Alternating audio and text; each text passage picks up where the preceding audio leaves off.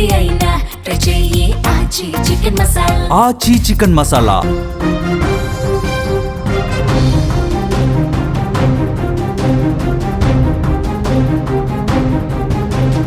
ఒకప్పుడు టాలీవుడ్లో సంచలనం సృష్టించినటువంటి హీరోయిన్ ప్రత్యూష మృతి కేసులో సుప్రీంకోర్టు కీలక తీర్పిచ్చింది. Pratyusha boyfriend Siddharth Reddy high court విధించినటువంటి జైలు శిక్షను సవాలు చేస్తూ అప్పీల్ చేయగా అతనికి శిక్ష పెంచాలంటూ ప్రత్యూష తల్లి సరోజిని పిటిషన్లు వేయగా ఈ తీర్పును సుప్రీంకోర్టు రిజర్వ్ చేసింది. ఇక ఎట్టకేలకు 24 ఏళ్ల తర్వాత నేటితో సుప్రీంకోర్టు తుది తీర్పునిచ్చింది. చూడండి, 24 ఏళ్ళు అవుతుంది కేసు అయ్యి, ఇప్పుడు తీర్పు వచ్చింది, అంతిమ తీర్పు. ఈ కేసులో నిందితుడు సిద్ధార్థ రెడ్డికి సుప్రీంలో కోర్టులో ఊరట లభించలేదు.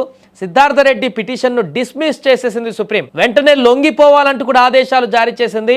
ఇక తన అద్భుతమైనటువంటి నటనతో, అందంతో, అభినయంతో కుర్రకారు గుండెల్లో గూడు కట్టుకున్నటువంటి ప్రముఖ నటి ప్రత్యూష గురించి 90s వాళ్ళందరికీ తెలుసుంటుంది. ఆ కాలంలో అద్భుతంగా వరుసగా నటిస్తూ తెలుగు ప్రేక్షకులకు దగ్గరవుతూ వారి యొక్క అభిమానాన్ని చూరగొంటున్నటువంటి సమయం ప్రత్యూష.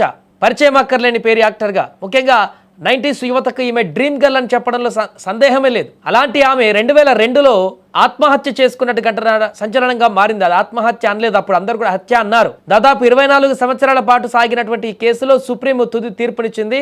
ఇదే కేసులో హైకోర్టు విధించినటువంటి జైలు శిక్షను సవాలు చేస్తూ నిందితుడు సిద్ధార్థ రెడ్డి అప్పీల్ చేసుకున్నాడు. అయితే దీనికి కౌంటర్గా నటి ప్రత్యూష తల్లి సరోజిని పిటిషన్లు కూడా దాఖలు చేశారు. ముఖ్యంగా నిందితుడికి శిక్ష పెంచాలి అంటూ ఆమె గత సంవత్సరం నవంబర్లో సుప్రీంకోర్టు మెట్లెక్కగా ఈ సందర్భంగా ప్రత్యూష తల్లి సరోజిని వేసినటువంటి పిటిషన్లపైన తీర్పును సుప్రీంకోర్టు రిజర్వ్ చేసింది. ఈ నేపథ్యంలో సుమారు 24 సంవత్సరాల నాటి కేసులో సుప్రీం తన తుది తీర్పునిచ్చింది. ఇక దీంతో ఈ కేసు ఆల్మోస్ట్ క్లోజ్ అయిపోయినట్టే, అంటే ఆ శిక్షను అనుభవించాల్సిన పరిస్థితి ఇంకా పైకి వెళ్ళడానికి లేదు. హైకోర్టు నుంచి సుప్రీంకోర్టుకి వెళ్ళాడు, సుప్రీంకోర్టు నుంచి ఇక రిజర్వ్ అయింది, రిజర్వ్లో తీర్పు చెప్పేశారు కాబట్టి ఇక అంతిమ తీర్పు అనమాట.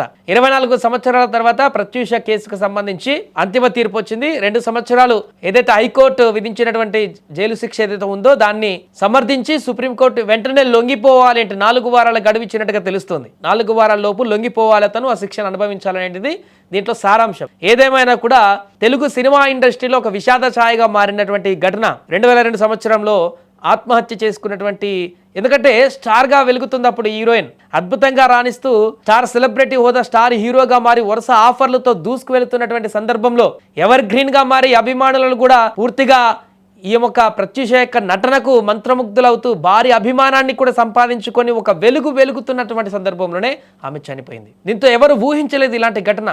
ఒక్కసారిగా ఒక సెలబ్రిటీ చనిపోయిందంటే వెంటనే ఖచ్చితంగా రకరకాల ఊహాగానాలు, రకరకాల ఆరోపణలు, రకరకాల అనుమానాలు వ్యక్తమవుతుంటాయి. ఆత్మహత్య కేసులో కూడా అదే జరిగింది. ఆమె ఆత్మహత్య చేసుకోలేదు, ఖచ్చితంగా చంపేశారు అనేటువంటి ఆరోపణలు కూడా అప్పుడు వచ్చాయి. అందుకనే 2 రాష్ట్రాలలో చాలా పెద్ద వివాదంగా మారింది కేసు. ఇన్ని సంవత్సరాల పాటు కొనసాగుతూ వచ్చి ఈరోజు ఒక అంతిమ తీర్పు అయితే రావడం జరిగింది. దీనికి సంబంధించి ప్రత్యూష తల్లి ఏం చెప్తుందో అది కూడా చూడాలి.